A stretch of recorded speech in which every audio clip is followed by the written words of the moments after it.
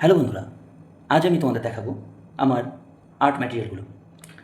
আমি সাধারণত পোর্ট্রেট ড্রয়িংয়ের জন্য চারকোল অথবা গ্রাফাইট মিডিয়া ইউজ করে থাকি।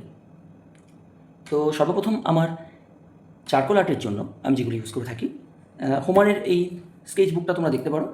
এটা খুবই ভালো, এই পেপারগুলোর কোয়ালিটিও খুব ভালো, আমার খুব পছন্দ এটা। আর এছাড়া আমি যেগুলো ইউজ করে থাকি, যেমন চারকোল পেন্সিল।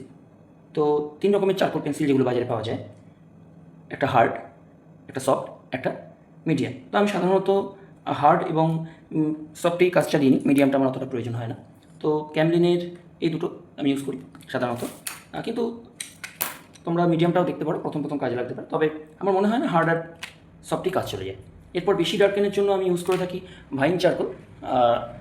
এইটা খুবই ভালো, এটা মোটামুটি আমার কাছে একটা দিয়ে অনেক দিনই চলে, তো এটা খুব ভালো। এছাড়া আরেকটু ডার্কেনের জন্য আমি কম্প্রেস চারকোল যেটা ইউজ করি, কম্প্রেস চারকোল এটা ভালো, এটাও ভালো।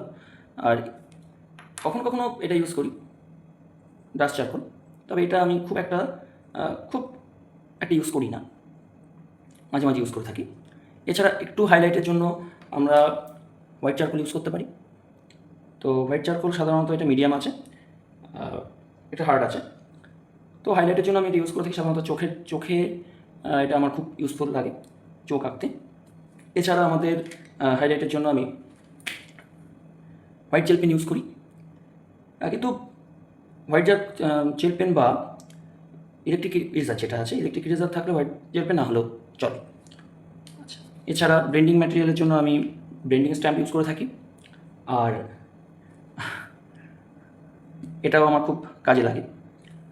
এছাড়া টম্বো মনো ইরেজার, যে কোনো আর্টিস্টের কাছে এটা ভীষণই প্রিয় জিনিস, এবং যে কোনো হাইলাইটেড এরিয়াকে আমরা খুব ভালোভাবে দেখানোর জন্য এটা আমরা ইউজ করে থাকতে পারি, এবং এটা খুব ভালো কোয়ালিটির এবং লোকাল বাজারে এটা অ্যাভেলেবেল।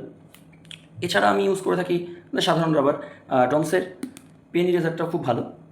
এটা একটু যেহেতু আমি এটা ইউজ করছি, কিন্তু আমাদের এইটার কস্ট অনেক বেশি পড়ে।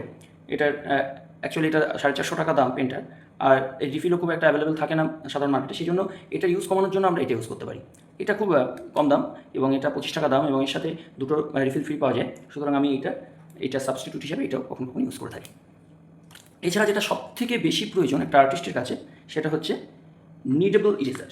নিডেবল ইরেজার আমি সাধারণত ফেবার ক্যাসেলটাও ইউজ করি, যথেষ্ট ভালো কোয়ালিটির। ডমসেটটাও আমরা ইউজ করে দেখতে পারি, দুটোই ভালো। তো এগুলোই আমার মোটামুটি কাজ চলে যায়। এছাড়া আমি গ্রাফাইটে যদি কাজ করি, তো গ্রাফাইটে আমি সাধারণত স্টেডলারের লুমোগ্রাফটা ইউজ করে থাকি। স্টেডলারের লুমোগ্রাফটা আমার মনে হয় সবথেকে বেস্ট একজন আর্টিস্টের কাছে, স্কেচ আর্টিস্টের কাছে। তো আমার কাছে যেগুলো আছে, আমার সাধারণত 2B আছে, 4B আছে, 6B আছে, 8B আছে, 12B আছে, উডলেস গ্রাফাইট আছে। কিন্তু সবকটা ইউজ করি না, সাধারণত আমি 4B, 8B অ্যান্ড 12B আর এই উডলেস গ্রাফাইটে কাজ চালিয়ে দিই। তো এগুলোই আমার মোটামুটি সবথেকে খুব কাছের জিনিস। বুঝতেই পারছো, একটা স্কেচ যারা করে বা সাধারণত পোর্ট্রেটের উপর হাইলাইট করে, তাদের কাছে এগুলো খুবই প্রিয় জিনিস। আর সবশেষে ফিক্সিটিভ চারকোল আর্টের জন্য অত্যন্ত প্রয়োজনীয়, তবে এটা সাবধানে ইউজ করতে হয়, কারণ খুব বেশি পরিমাণ ইউজ হয়ে গেলে আমাদের যে সূক্ষ্ম সূক্ষ্ম স্কেচ বা যেগুলো আমরা ফাইবারগুলো দেখাই চুলের বা চোখের, সেগুলো ঘেটে যেতে পারে। তো এই ছিল আমার art material. So thank you guys, good bye.